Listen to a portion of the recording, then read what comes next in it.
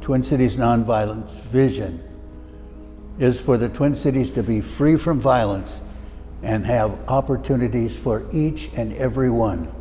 The way to stop violence is by love, forgiveness, and understanding.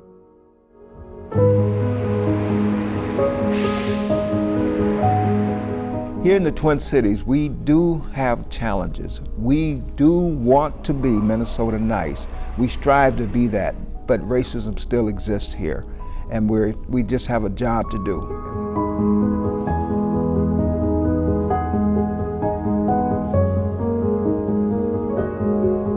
Violence in the home is traumatic to a child.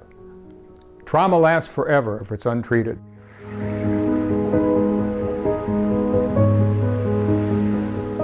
In the Twin Cities, there are 3 police departments. There's the Highway Patrol, there's the Sheriff's Department, and then there's the City Police. But we're not afraid of the Highway Patrol or the Sheriff's Department, but we're afraid of the City Police. I wonder why that is. Could it possibly be training? When we send 2 street outreach workers to an encampment of 30 people who are altered mentally and/or chemically, that may not be enough of a response. And so currently in our society, the go-to is 911. For people who are living with a severe and persistent mental illness, the answer is a long-term social service and healthcare response, not a law enforcement one. We can't have police officers with guns and tasers dealing with 12-year-olds behaving badly. What we need are trained professionals, people that know how to de-escalate, how to heal. I admit I'm a racist. I don't want to be, and I'm trying not to be. I want to see the goodness in every person, because I believe there are no bad people in the world. There are only good people who do bad things like being racist.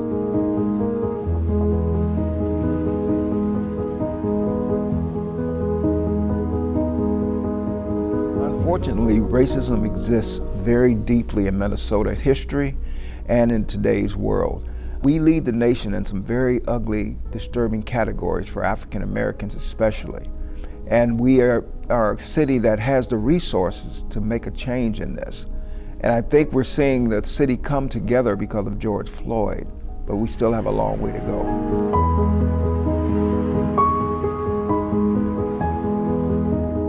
When people think of homelessness, they often attach judgment. And the reality is, homelessness in Minnesota exists because of racism. It exists because of generational poverty and lack of education and a disconnect to power. People don't understand how dire the situation is. A father called seeking shelter. He had lost a job, it was a good job, and he was needing to separate his family in order to find safety. He said they were letting go of a lot of things, mainly each other.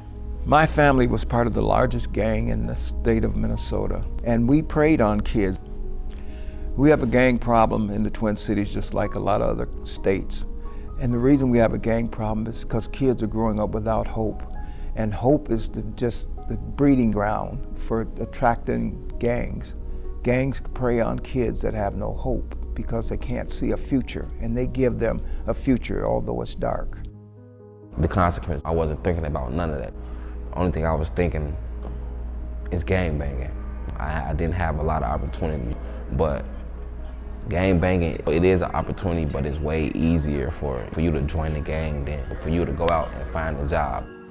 End up, and that's you're gonna end up neither dead or you're gonna end up throwing your life away and you're gonna have to sit in jail for the rest of your life.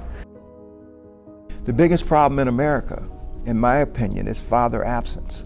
If every father went back and became a good father to their kids, we wouldn't have gang problems. We wouldn't have kids in poverty. We wouldn't have a lot of things that are going on wrong in this world if fathers would take their rightful place in a child's life. When we have replaced the punishment model of eviction and expulsion and all the tough things we do with policing with a healing model and a mental health model, all our communities will be better and our children happier.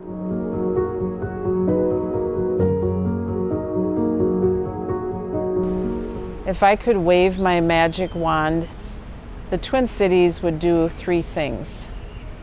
All people would be in relationship with communities of color or those in poverty.